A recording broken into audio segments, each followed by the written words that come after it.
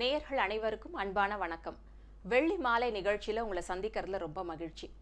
ஒவ்வொரு வாரமும் வெள்ளிக்கிழமை மாலை 6 மணிக்கு இந்த வெள்ளி மாலை நிகழ்ச்சியில் அறிவியல் சார்ந்த ஆண்டாள் வாஸ்து தொடர்பான நேயர்களோட பல்வேறு சந்தேகங்களுக்கு நிபுணர்கள் மிக தெளிவான விளக்கம் கொடுத்துட்டு வராங்க.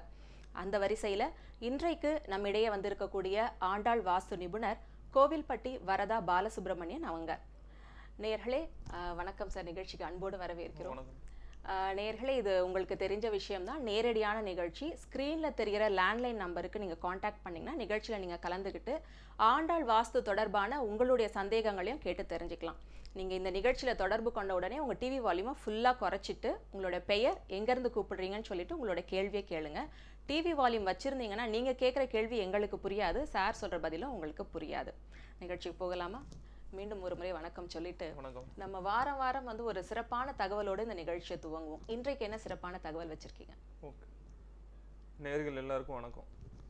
இப்போ இன்னைக்குள்ள சிறப்பான தகவல் என்னன்னு பார்க்குறோங்கிற பட்சத்தில் இப்போ எல்லாருக்குமே வாழ்க்கையில் என்ன ஒரு முக்கியமான ஒரு எய்மாக இருக்குங்கிற பட்சத்தில் பார்த்தோன்னா, நம்ம வாழ்கிற காலத்துக்கு அப்புறம் பார்த்தோன்னா ஒரு சொர்க்கத்துக்கு போகணும், இறைவனை போய் அடையணும் அப்படிங்கிறதான் எல்லாருக்கும் ஒரு முக்கியமான ஒரு மெயினான குறிக்கோளாக இருக்கும். அதே மாதிரி நம்ம இன்னைக்கு பார்க்க போகக்கூடிய தகவலும் அது சார்ந்தது தான். இப்போ எக்ஸாம்பிளாக சொல்லணும்னா, ஒரு ஊரில் ஒரு பெரிய பணக்காரர் இருக்கார். அவர்கிட்ட இல்லாத ஒரு தொகையோ அவர்கிட்ட இல்லாத ஒரு சொத்து மதிப்போ எதுவுமே இல்லைன்னு சொல்லலாம். அப்படிப்பட்ட ஒரு பணக்கார தன்மையுடைய ஒருத்தர் அவருக்கும் ஒரு ஆசை, அதாவது நம்மளும் சொர்க்கத்துக்கு போகணும், இறைவனை அடையணும், மோட்சத்தை அடையணும்னு அவருக்கும் ஒரு பெரிய ஆசை. அப்படிங்கும்போது பார்த்தீங்கன்னா அவர் போய் ஒரு அங்கே பக்கத்து ஊரில் அவர் ஊரில் இருக்கிற ஒரு ஞானியை போய் பார்க்குறாரு. அவர்கிட்ட உள்ள ஞானிகிட்ட போய் சொல்கிறாப்புல, அதாவது நானும் சொர்க்கத்துக்கு போகணும், நானும் இறைவனை அடையணும், அதுக்கு என்ன பண்ணலாம் அப்படிங்கிற மாதிரி ஞானிகிட்ட கேள்வி வைக்கிறாப்புல. உடனே ஞானி சொல்கிறாப்புல, நீங்கள் இப்போ வாழ்கிற காலத்தில் நீ உன்னால் எவ்வளோ முடியுமோ அவ்வளோ தூரத்துக்கு நீ தர்மம் செய். நம்ம அந்தளவுக்கு தர்மம் பண்ணும்போது நம்மளோட வாழ்க்கைக்கு அப்புறம் நம்ம மோட்சம் அடையலாம் அப்படிங்கிற மாதிரி ஞானி சொல்லிடுறாப்புல. உடனே அதே மாதிரியே அந்த செல்வந்தரும் அந்த பணக்காரரும் பார்த்தீங்கன்னா வீட்டுக்கு வராப்புல. வீட்டுக்கு வந்துட்டு அவரும் தர்மம் பண்ணுறாரு. எப்படி தர்மம்னா, டெய்லி ஒவ்வொரு ரூபாயோ சின்ன சின்ன தொகையாக கொடுக்குறாரு. அவர் எப்படின்னா, நம்மகிட்ட இருக்கிற தொகையும் குறைஞ்சிடக்கூடாது, நம்மளும் சொர்க்கத்துக்கு போயிடணும், இதுதான் அவரோட மெயின் இதாக இருக்குது. உடனே அவர் பார்த்தீங்கன்னா சரி அப்படின்னு சொல்லிட்டு அவரும் கொஞ்ச நாள் பண்ணிக்கிட்டே இருக்காப்புல. பண்ணி முடிச்சதுக்கு அப்புறம் பார்த்தோன்னா ஒரு காலகட்டத்துக்கு அப்புறம் அவருக்கும் ஒரு ஆசை வந்துடுது. அதாவது ஆசைங்கிறத விட ஒரு சந்தேகம் வந்துடுது. அதாவது நம்ம சொர்க்கத்துக்கு போவோமா, மோட்சத்தை அடைவோமா அப்படிங்கிற மாதிரி அவருக்கு ஒரு சந்தேகம் வந்துடுது. உடனே ஞானிகிட்ட போய் திருப்பி போகிறாப்புல. ஞானிகிட்ட திருப்பி போய் சாமி, நான் இந்த மாதிரி இப்படி பண்ணிக்கிட்டு இருக்கேன், நான் சொர்க்கத்துக்கு போனோம், மோட்சத்தை அடையணும் அப்படின்னு சொல்லி மாதிரி கேள்வி வைக்கிறாப்புல. உடனே ஞானி ஒரு சின்ன அதுக்கு ஒரு எக்ஸாம்பிள் சொல்கிறாரு. ஒரு பெரிய மரம் இருக்குது. அந்த மரத்தை நம்ம ஒரு கையினால் வெட்டினா அந்த மரம் வெட்டக்கூடாது. அதுக்குண்டான ஒரு மிஷினோ அதுக்குண்டான ஒரு பொருளை வச்சும்போது வெட்டும்போது தான் அது இதுபடும். நீங்கள் பண்ணக்கூடிய அதே மாதிரி கைட்டு மரத்தை நம்ம கைட்டு எப்படி வெட்டுறோமோ அதே மாதிரி தான் நீங்கள் பண்ணக்கூடிய தர்மங்கிறது அப்படி கிடையாது. நம்ம உள்ளுணர்வோடு நம்மளை எவ்வளோக்கு எவ்வளோ நம்ம கொடுக்குறோமோ அதை பொறுத்து தான் நம்ம மோட்சத்தையோ கடவுளையோ அடைய முடியும் அப்படிங்கிற மாதிரி சொல்லி முடிக்கிறாப்புல. நாமளும் நம்ம வாழ்க்கையில் பார்த்தோன்னா நம்மளால் முடிஞ்ச அளவு நமக்கு தேவைக்கு எவ்வளோ தூரம் முடியுமோ அந்தளவுக்கு நம்மளால் ஹெல்ப் பண்ணும்போது நம்மளும் அதே மாதிரி ஒரு உள்ளுணர்வோடு நம்மளும் கொடுக்கும்போது நம்மளும் அந்த இறைநிலையை அடைய முடியும் நம்ம வாழ்க்கைக்கு அப்புறங்கிறது இந்த தகவல் மூலம் நான் சொல்லிக்கிறேன். ரொம்ப அற்புதமான தகவலை சொன்னீங்க. இப்போ வாரம் வாரம் நம்ம நேயர்களுக்கு நிறைய சந்தேகங்கள் இந்த ஆண்டாள் வாஸ்து தொடர்பாக ஏற்படுது. நாமளும் அதாவது கல்வி இல்லை வருமானம் அதிகமாக இருக்கணும் இப்படி நிறைய சொல்லிகிட்டே இருக்கிறோம். இருந்தாலும் இந்த ஆண்டாள் வாஸ்துவோட முக்கியத்துவம் என்ன? எதுக்காக ஆண்டாள் வாஸ்து அமைக்கணும்?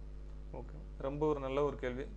இப்போ ஆண்டாள் வாஸ்துப்படி ஏன் அமைக்கணும் அப்படிங்கிற மாதிரி ஒரு கேள்வி கேட்டிருக்கீங்க. இப்போ ஆண்டாள் வாஸ்துப்படி அமைக்கிறதுனால என்ன அப்படின்னு சொல்லி நம்ம மெயினாக சொல்லலாம்னா ஒரு 3 விஷயம் சொல்லலாம். இப்போ ஆண்டாள் வாஸ்துப்படி ஏன் அமைக்கணும் அப்படின்னு நம்ம பார்க்குறோங்கிற பட்சத்தில், ஆண்டாள் வாஸ்துப்படி அமைச்சிங்கன்னா மெயினாக என்ன சொல்கிறோன்னா மன அமைதிங்கிறது கண்டிப்பாக உங்களுக்கு கிடைக்கும். இது ஒன்று. ரெண்டாவது நம்ம என்ன சொல்லலாம்னா மன நிறைவு.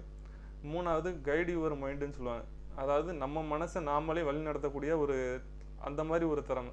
இது 3 கிடைக்கும். இப்போ மன அமைதி அப்படின்னு நம்ம பார்த்தோன்னா ஒரு பீஸ் ஆஃப் மைண்டு. இப்போ ஆண்டாள் வாஸ்துப்படி ஒரு வீட்டில் இருக்கிறோம் அப்படின்னா பீஸ் ஆஃப் மைண்டு கண்டிப்பான முறையில் இருக்குங்கிறத நம்மளால் உறுதியாக சொல்ல முடியும். அதே மாதிரி தான் மனநிறைவு. அதாவது நம்ம தேவை பூர்த்தி ஆகுது அப்படிங்கிற போது மனநிறைவுங்கிறது ஒன்று வரணும். அது எப்போ இருக்குன்னா, நம்ம ஆண்டாள் வாஸ்துப்படி ஒரு வீட்டில் இருக்கிறோம் பட்சத்தில் பார்த்தீங்கன்னா மனநிறைவு கண்டிப்பாக வருங்கிறத நம்மளால் உறுதியாக சொல்ல முடியும். மூணாவது ஜிம்முன்னு சொல்லலாம். அதாவது கைடு யுவர் மைண்டு.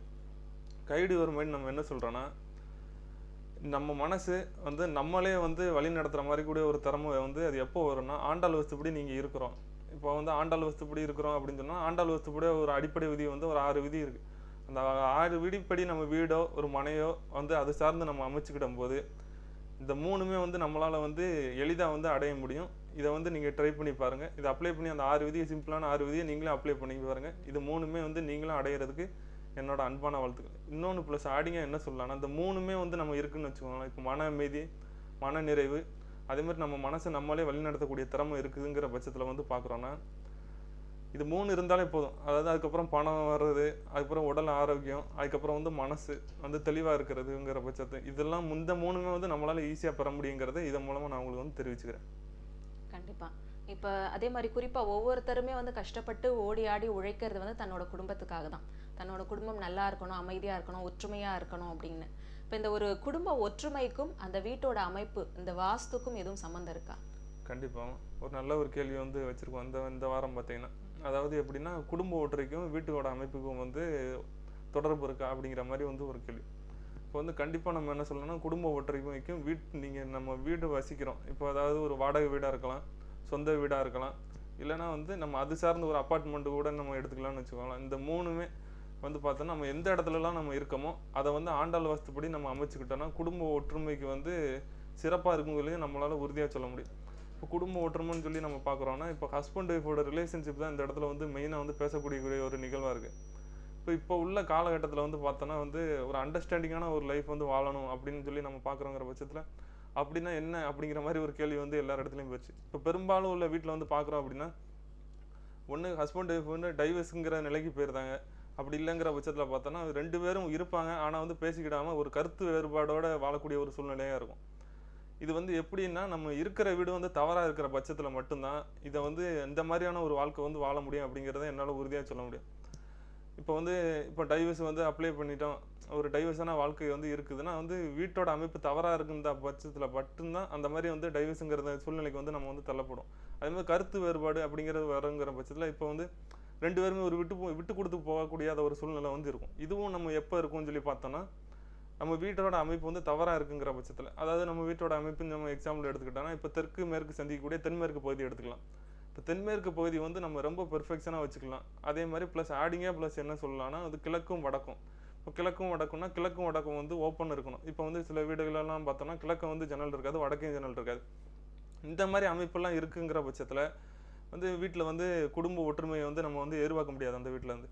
அதே மாதிரி இந்த 3 விஷயத்தையும் வந்து நீங்கள் வந்து தெளிவாக எடுத்துக்கலாம். தென்மேற்கு பகுதி, கிழக்கு, வடக்கு இந்த 3மே வந்து நம்ம எவ்வளோ வந்து நம்ம பெர்ஃபெக்ஷனாக வச்சுக்கிறோமோ அந்தளவுக்கு வந்து வீட்டில் வந்து ஒரு குடும்ப ஒற்றுமை, ஒரு குடும்ப மகிழ்ச்சி, அது 2 பேரும் விட்டு கொடுத்து போகக்கூடிய ஒரு தன்மை, அது மாதிரி வீட்டில் வந்து எல்லாரும் ஒரு சொந்த பந்தங்களோடு இருக்கக்கூடிய ஒரு கூட்டு குடும்பம், ஒரு சொந்த பந்தங்கள் வந்துட்டு போகக்கூடிய ஒரு நிகழ்வை வந்து இந்த இடத்துல இருக்குங்கிறத நம்மளால் உறுதியாக சொல்ல முடியும். இப்போ வந்து அது போக ப்ளஸ் ஆடிங்காக வந்து வீடு வந்து அதாவது ஹஸ்பண்ட் ஒய்ஃபுக்கு வந்து ஒரு கோயில் ஒன்று சொல்லலாம், அதாவது குடும்ப ஒற்றுமைக்கான ஒரு கோயில் சொல்லலாம் அப்படின்னு சொல்லி நம்ம சொன்னோம்னா தஞ்சாவூர் பக்கத்தில் இருக்கிற புன்னைநல்லூர் மாரியம்மன் கோயிலை வந்து எடுத்துக்கலாம். அந்த இடத்துல புன்னைநல்லூர் மாரியம்மன் ப்ளஸ் ஆடிங்க இன்னொரு கோயில் நம்ம சொல்லலாம்னா சென்னையில் இருக்கிற திருப்பூர் கந்தசாமி கோயில் எடுத்துக்கலாம். இந்த 2 கோயிலுக்கும் வந்து போகும்போது பார்த்தோன்னா குடும்ப ஒற்றுமைக்கு வந்து மிகப்பெரிய ஒரு ப்ளஸ்ஸு அப்படின்னு சொல்லி இந்த கோயிலை வந்து நம்ம எடுத்துக்கலாம். இந்த கோயிலுக்கு போயிட்டு நம்ம வீட்டோட அந்த 3 பகுதியும் நம்ம வந்து திருத்திக்கிற பட்சத்தில், அதாவது தென்மேற்கு, கிழக்கு, வடக்கு இந்த 3 பகுதியும் நம்ம கரெக்டான பகுதியில் திருத்திங்கிற பட்சத்தில் நம்மளோட குடும்ப ஒற்றுமை வந்து அமோகமாக இருக்குங்கிறத என்னால் உறுதியாக சொல்ல முடியும். கண்டிப்பாக இந்த விஷயங்கள் எல்லாமே நேயர்களுக்கு பயனுள்ளதாக இருந்திருக்கும். அதே போல் நேயர்களுக்கு வந்து இந்த ஆண்டாள் வாஸ்து தொடர்பாக ஒவ்வொருத்தருக்கும் ஒரு சந்தேகம் இருந்தாலும் பொதுவாக மக்களுக்கு வந்து இந்த டிப்ஸ் நமக்கு கிடைக்காது, ஆண்டாள் வாஸ்து தொடர்பான டிப்ஸ் கிடைக்காதா அப்படின்னு இருக்கும். ஸோ மக்களுக்காக ஆண்டாள் வாஸ்து டிப்ஸ். இப்போ ஆண்டாள் வாஸ்துப்படி நம்ம டிப்ஸ் வந்து சொல்லலாம்னு பார்த்தீங்கன்னா இப்போ வந்து ஆண்டாள் வாஸ்துப்படி ஏன் கிடைக்கணும் அப்படின்னு சொல்லி நம்ம மெயினாக இப்போ சொல்லி பார்க்குறோன்னா வந்து லாஸ் இல்லாமல் ஒரு வாழ்க்கை வந்து நம்ம வாழணும். லாஸ் இல்லாத ஒரு வாழ்க்கை அப்படின்னா வந்து பார்த்தோன்னா அதாவது இழப்பு இல்லாமல் வந்து நம்ம ஒரு வாழ்க்கை வந்து வாழக்கூடிய ஒரு வாழ்க்கையாக இருக்கணும்னு வச்சுக்கோங்க. அதாவது இழப்பு இல்லாமல் எப்படின்னா இப்போ நம்ம வாழ்கிற வாழ்க்கை வந்து நமக்கான ஒரு வாழ்க்கை. அதாவது எக்ஸாம்பிள் எப்படி சொல்லலாம்னா வந்து இப்போ வீட்டில் வந்து ஒரு மணவனை பிரிந்த கணவனை பிரிந்த மணவனோ, ஒரு ஊனமுற்றோர், அனாதைகள், ஒரு விதவைகள் இது சார்ந்து வந்து வீட்டில் இல்லாமல் அதெல்லாம் வந்து எப்போ இருக்குன்னா நம்மளோட வீட்டோட அமைப்பு வந்து தவறாக இருக்குங்கிற பட்சத்தில் இந்த மாதிரி வந்து ஒரு சூழ்நிலை வந்து ஏற்படும். அப்போ வந்து லாஸ் இல்லாத ஒரு வாழ்க்கை வாழணும் அப்படின்னா அது ஆண்டாள் வாஸ்துப்படி இருக்கிற வந்து ஒரு வீட்டால் மட்டும்தான் முடியும். அதனால தான் தொடர்ந்து பேசலாம். ஒரு நேயர் வந்திருக்காங்க. ஓகே, வணக்கம். வணக்கம். ஹலோ வணக்கம் சார், உங்க பெயர் எங்க இருந்து பேசுறீங்க?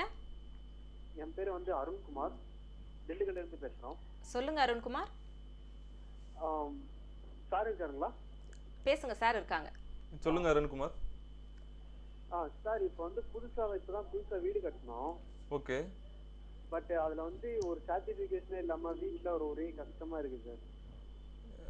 வீடு கஷ்டமா இருக்கு அப்படின்னு சொல்லி சொல்றீங்களா? இதுக்கு ஒரு சர்டிபிகேஷன் இல்ல, ரொம்ப அடிக்கடி ரொம்ப ஏதோ ஒரு ப்ராப்ளம் வந்துட்டே இருக்கு, ஏதாச்சும் ஒரு ப்ராப்ளம் வந்துட்டே இருக்கு. Okay okay okay. அதே இப்போ வீடு கட்டிக்கிட்டு இருக்கீங்களா, வீடு கட்டி முடிச்சிட்டீங்களா? என்ன சார்? வீடு கட்டிக்கிட்டு இருக்கீங்களா இல்லை கட்டி முடிச்சிட்டீங்களான்னு கேட்டேன். கட்டியாச்சு சார். கட்டிட்டீங்களா? ஓகே. நம்ம வீட்டோட வந்து தென்மேற்குல வந்து என்னையா வச்சிருக்கீங்க? நம்ம வீட்டோட தென்மேற்கு மூலையில என்ன இருக்குன்னு கேட்டேன். ஹலோ, கேக்குதுங்களா? ஹலோ, கட் ஆயிடுச்சு. இப்போ அவங்க சொல்லக்கூடிய அவங்களுக்கு தீர்வு வந்து என்ன சொல்லலாம் அப்படின்னு பார்த்தீங்கன்னா, அவங்க வீட்டோட தென்மேற்கு மூலை தான் ஒரு ப்ராப்ளமேட்டிக் உள்ள மூலையாக சொல்லலாம். அதாவது தென்மேற்கு மூலைனா அது வீட்டோட உள்மூலையாக இருக்கலாம், இல்லை வெளிமூலையாக இருக்கலாம். அதாவது தென்மேற்கு மூலை தான் வந்து பிரச்சனைக்குள்ள ஒரு பகுதியாக இருக்கும். இப்போ அவங்களுக்கு தென்மேற்கு மூலைங்கிற நம்ம பார்க்குங்கிற பட்சத்தில் பார்த்தோன்னா, அவங்களுக்கு ஒரு எக்ஸாம்பிளாக இப்போ அவங்க கேட்ட கேள்விக்கு வந்து நம்ம ஒரு கோயில் வந்து சொல்லலாம் அப்படின்னு சொல்லி நம்ம ஒரு கோயில் சொல்லலாம்னு பார்த்தோன்னா, இப்போ வந்து அங்கே பக்கத்துலேயே இருக்குது. அதாவது பழனிக்கு போயிட்டு வரலாம். பழனிக்கு வந்து செவ்வாய்க்கிழமை முருகனை போய் பார்க்கும்போது அவங்களுக்கு வந்து ஒரு சிறப்பான வாழ்க்கை வந்து அமையும். நல்ல வாழ்க்கை வாழ வாழ்த்துக்கள் இருந்துப்பாங்க. கண்டிப்பா. அடுத்த நேயர் காத்துட்டு இருக்காங்க. வணக்கம். வணக்கம். வணக்கம் சார், உங்க பெயர் எங்க இருந்து பேசுறீங்க? நான் சென்னையில இருந்து பேசுறேன், ராஜ்குமார். சொல்லுங்க சார், உங்க கேள்வி கேளுங்க. நாங்க இப்போ ஒரு அபார்ட்மெண்ட் பார்த்தோம். சரி. அது டோர் நம்பரு 8 அந்த மாதிரி வருது. C5 சரிங்க, தொடர்ந்து பேசுங்க. இன்னொன்று வந்து 7ன்னு வருது. இது வாங்கலாமா என்னன்னு கேட்குறேன், அப்பார்ட்மெண்ட்டு. சரிங்க சார். ஓகே. அதாவது ஏன் இப்போ அது அந்த நம்பர் இருந்தால் வாங்கக்கூடாதுன்னு உங்களுக்கு யார் சொன்னா? இல்லை, எல்லாம் சொல்லுவாங்களா 8 சரியில்லை 7 சரியில்லைன்னு. அப்படியெல்லாம் கிடையாது. அதாவது இப்போ நம்ம பார்க்குங்கிற பட்சத்தில் நீங்கள் இப்போ அப்பார்ட்மெண்ட் வாங்க போகிறீங்க. அப்பார்ட்மெண்ட் நம்ம பார்க்கக்கூடிய ஒரு விஷயமா நம்ம 3 விஷயம் வந்து நம்ம சொல்லலாம் அப்படின்னு சொன்னால், ஒரு 3 விஷயத்தை வந்து நீங்கள் எடுத்துக்கோங்க. இப்போ அப்பார்ட்மெண்ட்னா என்ன சொல்லலாம்? சதுரம் செவ்வகமாக இருக்கணும். கண்டிப்பான முறையில் அதை செக் பண்ணிக்குவோம், சதுரம் செவ்வகமாக இருக்கான்னு சொல்லி. ஹலோ, சொல்லுங்க. சதுரம் செவ்வகமாக இருக்கணும்யா. அதுக்கப்புறம் கிழக்க வடக்க ஜன்னல் இருக்கான்னு சொல்லி பார்த்துக்குவோம். கிழக்க வடக்க ஜன்னல்னு நான் சொல்கிறேன்னா, இப்போ திறந்தா வந்து மேலே வானம் தெரியணும், அதான் கிழக்க வடக்க ஜன்னல் சொல்கிறேன். 3வது வந்து உச்சவாசல் இருக்கான்னு பார்த்துக்கோங்க. உச்சவாசல்னா இப்போ தெற்கு பக்கம் பார்த்த அப்பார்ட்மெண்ட்டுங்கிற பட்சத்தில் பார்த்தோன்னா கிழக்கு சார்ந்து இருக்கணும். இப்போ கிழக்குன்னா வடக்கு சார்ந்து இருக்கணும், வடக்குனா கிழக்கு சார்ந்து, மேற்குன்னா வடக்கு சார்ந்து இருக்கணும். இந்த 3 இதை நீங்கள் கவனத்தில் வச்சுக்கிட்டு அப்பார்ட்மெண்ட் வாங்க, நல்லா வாழ்க்கை வாழ முடியும். நன்றி, வணக்கம். ரொம்ப நன்றி கால் பண்ணதுக்கு. சார், நம்ம இந்த டிப்ஸை பற்றி பேசிட்டு இருந்தோம், வாஸ்து டிப்ஸ். ஓகே. அதான் நம்ம இப்போ அதனால தான் நம்ம என்ன சொல்கிறோன்னா, ஆண்டாள் வாஸ்துப்படி ஒரு வீடு ஒரு மனையோ வீடோ கிடைக்குன்னு சொல்கிறோம். அதாவது லாஸ் இல்லாத ஒரு வாழ்க்கை வாழணும். ஓகே. அதனால தான் வந்து ஆண்டாள் வாஸ்துப்படி கிடைக்குது. இப்போ ஆண்டாள் வாஸ்துப்படி கிடைக்கணும், அதுக்கு வந்து டிப்ஸ் வந்து நம்ம ஒவ்வொரு வாரமும் பார்த்துக்கிட்டு இருக்கோம். இப்போ ஆண்டாள் வாஸ்துப்படி கிடைக்கணும் ஒரு டிப்ஸ் இந்த வாரத்துக்குள்ளே நம்ம ஒரு டிப்ஸாக என்ன சொல்லலாம்னா வந்து, இப்போ வீட்டில் வந்து பெற்றோர்கள் இருப்பாங்க, அதாவது பேரண்ட்ஸை வந்து நம்ம எந்த அளவுக்கு நம்ம கேர் பண்ணி பார்த்துக்கிறோம் அப்படிங்கிற பட்சத்தில் தான் வந்து பார்த்தோன்னா ஒரு ஆண்டாள் வாஸ்துப்படி ஒரு வீடோ மனையோ வந்து ஈஸியாக கிடைக்கும்னு சொல்லி நம்மளால் உறுதியாக சொல்ல முடியும். இப்போ சில வீடுகள்லாம் பார்க்குறோங்கிற பட்சத்தில் பார்த்தோன்னா வந்து அப்பா அம்மா வந்து மதிக்க மாட்டாங்க. அப்பா அம்மாவை மதிக்க மாட்டாங்கன்னா வந்து ஒய்ஃபுக்கும் வந்து அவங்களுக்கும் வந்து 2 பேருக்கும் ஒத்து போகாது. அப்படிங்கும்போது வந்து ஹஸ்பண்டுக்கும் அவங்க அம்மாவுக்கும் வந்து கொஞ்சம் பிடிக்காத சூழ்நிலை வந்து ஏற்பட்டுரும்னு சொல்லி நம்ம இந்த இடத்துல பார்க்கலாம். அப்படிங்கும்போது என்னென்னா, அப்பாவையும் அம்மாவையும் நம்ம எந்த அளவுக்கு நம்ம கவனிச்சுக்கிட்டுறோமோ, எந்த அளவுக்கு அவங்கள நம்ம தூக்கி பிடிக்கிறோமோ, அவ்வளோக்கு அவ்வளோ நம்ம வந்து குயிக்க அப்படின்னா ஒரு ஆண்டாள் வாஸ்துப்படி ஒரு மனையோ, இப்போ மனை வந்து பார்ப்போம். ரொம்ப நாள் வந்து ஒரு மனை பார்த்துக்கிட்டே இருப்போம், அது வந்து வாஸ்துப்படி வந்து கிடைக்கவே கிடைக்காது. அதே மாதிரி ஒரு வீடு வந்து நம்ம ஒரு வாஸ்துப்படி உள்ள ஒரு வீட்டுக்கு போகணும்னு நினைக்கிறோன்னா அதுவும் வந்து சீக்கிரமாக வந்து நமக்கு வந்து கைவிடாது. இந்த மாதிரி சுச்சுவேஷனில் நம்ம ஒரு என்ன டிப்ஸாக எடுத்துக்கலாம்னா, அப்பாவையும் அம்மாவையும் நம்ம வந்து எந்த அளவுக்கு நம்ம கேர் பண்ணி பார்த்துக்கிறோம் அப்படிங்கிற பட்சத்தில் குயிக்காக ஆண்டாள் வாஸ்துப்படி ஒரு வீடோ மனையோ வந்து எளிதாக நீங்கள் போக முடியுங்கிறத இந்த வாரத்துக்குள்ள ஒரு டிப்ஸாக எடுத்துக்கலாம். கண்டிப்பாக சார். அதே போல் இப்போ உலகமே ஆர்வமாக எதிர்பார்த்து கொண்டு இருக்கக்கூடிய ஒரு வைபவம் அப்படின்னு பார்த்தோன்னா, அழகர் ஆற்றில் இறங்கக்கூடிய வைபவம், எதிர்வரக்கூடிய அந்த வைபவம். ஸோ இது தொடர்பாக நேயர்களுக்கு என்ன சொல்ல போகிறீங்க? ஓகே. அதாவது நீங்கள் சொன்னது ரொம்ப ஒரு முக்கியமான ஒரு தகவல். அதாவது அழகர் ஆற்றுல இறங்குறது அப்படின்னு சொல்லி உலகமே ரொம்ப எதிர்பார்த்துக்கக்கூடிய, உலகமே தமிழ்நாடு ப்ளஸ் இந்தியா எல்லாருமே வந்து எதிர்பார்க்கக்கூடிய ஒரு நிகழ்வாக வந்து அழகர் ஆற்றுல இறங்குறதா வந்து பெரிய வைபவமாக சொல்லலாம். அது எப்போன்னு நம்ம பார்த்தோன்னா, இப்போ நம்ம வர்ற புதன்கிழமை, அதாவது 10/5 வந்து இப்போ வந்து அழகர் வந்து ஆற்றுல இறங்க போகிறாரு. அழகர் வந்து ஆற்றுல இறங்குறது என்ன ஒரு சிறப்பு அப்படின்னு சொல்லி நம்ம வந்து இந்த இடத்துல நம்ம வந்து கூர்ந்து கவனிக்கிறோம். அப்படின்னு ஃபர்ஸ்ட் அழகர் வந்து மதுரையில் வந்து என்ன சிறப்புன்னு சொல்லி ஃபர்ஸ்ட் பார்க்கலாம். இப்போ வந்து மதுரையில் இருக்கிற கள்ள அழகர் யாருன்னா வந்து 108ல் உள்ள ஒரு முக்கியமான ஒரு 108ல் ஒரு முக்கியமான ஒரு இடம் வந்து அழகருக்கு உண்டு. அதாவது பெரிய ஆழ்வார்கள் மங்களாசாசனம் படிச்சதான் வந்து 108 திவ்ய தேசம்னு சொல்லி நம்ம சொல்றோம். அப்படிப்பட்ட 108 திவ்ய தேசத்துல இப்போ அழகருங்கிறது வந்து அதுலேயும் வந்து அழகர் கோயில் வந்து ஒன்று. அதாவது 108 வைணவ திவ்ய தேசத்துல அழகர் கோயில் ஒன்று. இப்போ வந்து அழகர் கோயில் தான் இப்போ அதுதான் வந்து புதன்கிழமை வந்து அழகர் வந்து ஆற்றுல இறங்குறாரு. இப்போ அழகர் வந்து நம்ம யாரு அப்படின்னு சொல்லி நம்ம இந்த இடத்துல பார்க்குங்கிற பட்சத்தில் கண்டிப்பா ரொம்ப சுவாரஸ்யமான தகவல். இருந்தாலும் ஒரு நேயர்கிட்ட பேசிட்டு நம்ம தொடர்ந்து பேசலாம் சார். வணக்கம். சார் வணக்கம் சார். வணக்கம் சார், உங்க பெயர்? பரமசிவம். உங்க கேள்வி கேளுங்க சார். சார் இந்த வீட்டு வாசல் முன்னாடி தண்ணி தொட்டி இருக்கு சரி. கீழே, அது வந்து மூடி போட்டு மூடி இருக்கு. அது மேல நடந்து வீட்டுக்குள்ள வரலாமா? நீங்கள் எங்கே இருந்தியா கால் பண்ணுறீங்க? மதுரையிலிருந்து கால் பண்றேன் சார். மதுரையில் எந்த ஏரியா? இல்லை சார், கோமதிபுரம். ஓகே, எனக்கு கோயில்பட்டி தான். அதாங்க. சரி, ஓகே. அதாவது தண்ணி தொட்டிக்கு மேலே நடந்து வரலாமான்னு கேள்வி வைக்கிறீங்களா? மதுரையில் இருக்குது. Okay okay. அதான் தண்ணி தொட்டிங்கிறது நம்ம வீட்டில் எந்த இடத்துலயா நீங்கள் வச்சுருக்கீங்க தண்ணி தொட்டி? Hello hello. ஆமா சார், மூடி போட்டு மூடி. சம்பு மாதிரி போட்டிருக்கீங்களா சார்? ஆமையா, அதான் நம்ம வீட்டில் வந்து எந்த மூலையில் வந்து நீங்கள் வந்து சம்பு போட்டிருக்கீங்கன்னு நான் கேட்குறேன். வாசலுக்கு முன்னாடி இருக்கு. வாசலுக்கு முன்னாடி தான். எந்த டைரக்ஷனில் இருக்குது? கிழக்கையா வடக்கையா தெற்கையா மேற்கையா? வாசல் வந்து வாசல் கிழக்கு பக்கம் இருக்கு. ஓகேயா. கிழக்குன்னா தென்கிழக்கில் இருக்கா வடகிழக்கில் இருக்கா? கீழே தொட்டி மாதிரி கட்டி மூடி போட்டு மூடி இருக்கும். அதான் ஏன் தென்கிழக்கில் இருக்கா வடகிழக்கில் இருக்கான்னு கேட்டேன். எப்படி சார்? தென்கிழக்கில் இருக்கா வடகிழக்கில் இருக்கா? தொட்டி வந்து தெற்கு வடக்கா இருக்கு. அதாவது நான் இப்போ என்ன சொல்கிறேன்னா, நம்ம வீட்டில் வந்து சம்பு இருக்குது. அந்த சம்புக்கு மேலே நடக்கலான்னா உங்களோட கேள்வி. அதாவது சம்பு பொதுவாக நம்ம வீட்டில் வந்து எங்கே இருக்குங்கிற பட்சத்தில் பார்த்தோன்னா வடகிழக்கு மூலையில் தான் சம்பு அமைக்கணும். ஓகே, அதுக்கு மேலே நீங்கள் நடக்கலாமான்னு கேட்குறீங்க. நடக்கலாமான்னா இப்போ பூமியை வந்து ஒரு தண்ணி கீழே ஓடுறது எல்லாமே தண்ணி தான் ஓடுது. அதுக்காக நம்ம தரையில் நடக்காமல் இருக்க முடியுமா? அது வந்து தண்ணியில் நடக்கலாம். அது வந்து வடகிழக்கில் இருக்கான்னு மட்டும் நீங்கள் செக் பண்ணிக்கோங்க. தென்கிழக்கில் இருக்கக்கூட வடகிழக்கில் இருக்கான்னு நீங்கள் செக் பண்ணிக்கோங்க. இப்போ மெயினாக நம்ம வந்து உங்களுக்கு சொல்லக்கூடிய ஒரு கோயிலாக சொல்லலாம்னா பெரியாரில் இருக்கிற அந்த கூடலழகர் பெருமாளை பிடிச்சிக்கோங்க. அந்த பெருமாளே உங்களுக்கு அடுத்த கட்டத்துக்கு நீங்கள் கேட்ட கேள்விக்கும் நீங்கள் அடுத்த கட்டத்துக்கு போகிறதுக்கும் அந்த பெருமாளே உங்களுக்கு துணை நிற்பாங்கிறத நான் இந்த இடத்துல உறுதியாக சொல்லிக்கிறேன். நன்றி, வணக்கம். நன்றி சார் கால் பண்ணதுக்கு. சார் நம்ம தொடர்ந்து பேசலாம். அழகர் பற்றி பேசிட்டு இருக்கோம். ஓகே. அதாவது இப்போ அழகர் ஆற்றுல இறங்குற வைபவம் தான் இப்போ எல்லாரும் எதிர்பார்க்கக்கூடிய ஒரு வைபவமாக நம்ம இந்த இடத்துல பார்க்கலாம். இப்போ அழகர் யாருன்னு நம்ம பார்க்குறோங்கிற பட்சத்தில் ஆண்டாள் வந்து வைஷ்ணவத்தில் வந்து ஒரு தாயாரை நம்ம சொல்லலாம் அப்படின்னு பார்க்குற பட்சத்தில் பார்த்தோன்னா வைஷ்ணவத்தில் ஒரு தாயார் நம்ம சொல்கிறோன்னா ஆண்டாளை மட்டும்தான் சொல்ல முடியும். வேறு நீங்கள் எந்த கோயிலுக்கு போனாலும் சரி ஆண்டாளுக்குன்னு ஒரு தனி சன்னதி கொடுத்துருப்பாங்க. அந்தளவுக்கு வந்து ஆண்டாளுக்கு வந்து பிரித்து பார்க்க முடியாத ஒரு இடம்னா நம்ம வைஷ்ணவத்தில் வந்து ஒரு முக்கியமான இடமா சொல்லலாம். இப்போ வந்து நம்ம பார்க்குற பட்சத்தில் அப்படிப்பட்ட ஆண்டாளுக்கு குலதெய்வம் யாருன்னா வந்து அழகர் தான். ப்ளஸ் இன்னொன்று ஆடிங்க. அப்புறம் இன்னொன்று தகவல் நம்ம என்ன சொல்லலாம்னா ஆண்டாளோட தந்தை, அதாவது வளர்ப்பு தந்தை நம்ம யாருன்னு பார்க்குங்கிற பட்சத்தில் பார்த்தோன்னா பெரியாழ்வார் சொல்லக்கூடிய விஷ்ணு சித்தர் தான் வந்து ஆண்டாளோட வளர்ப்பு தந்தையாக நம்ம சொல்கிறோம். அப்படிப்பட்ட பெரியாழ்வார் அவரோட காலத்துக்கு அப்புறம் அவர் அடங்கின திருவரசு எங்கே இருக்குன்னு நம்ம பார்க்கணும். அது நம்ம அழகர் கோயில் கள்ளழகர் கோயிலுக்கு பக்கத்துலேயே இருக்கிற திருவரசு தான் வந்து அங்கே ஒரு மெயினான ஒரு இன்னொரு சிறப்பாக சொல்லலாம். சரி, நம்ம தொடர்ந்து பேசலாம். ஒரு நேரம் ரொம்ப நேரமாக காத்துட்டு இருக்காங்க. வணக்கம். வணக்கம் வணக்கம். நிகழ்ச்சியில் வந்துட்டீங்க. உங்க பெயர் எங்கேருந்து பேசுறீங்க? வணக்கம் சார். வணக்கம் மேடம். உங்க பெயர்? மேடம் இது வந்து நான் தங்கல் பேசுறேன். தங்கவேலுங்களா?